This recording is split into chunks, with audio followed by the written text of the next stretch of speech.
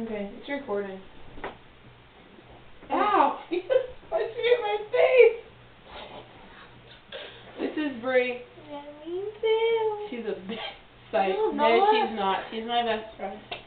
I thought you were going to get up on me. I was like, oh, do not like that. No. This is Bree. She's my best friend. One of my best friends, my besties. Andrea. We're sitting in her room for the fourth day in a row. Fourth day in a row.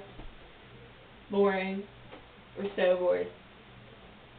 It has snowed a total of, let's see, 6 days. 6 days, and we've had how many feet of snow?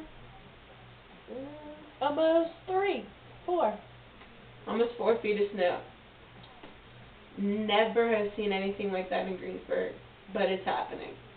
Those are from 93. Okay, I was 3 years old. Do you think I really remember that? No. Okay, let's show you this crazy weather. Oh! See all the nice roads and the slush and the disgusting snow. So gross. Walk through it, it's past your knees. Yeah, I've never seen snow this high. I don't like it. It's cold. The world's switching. Say hi!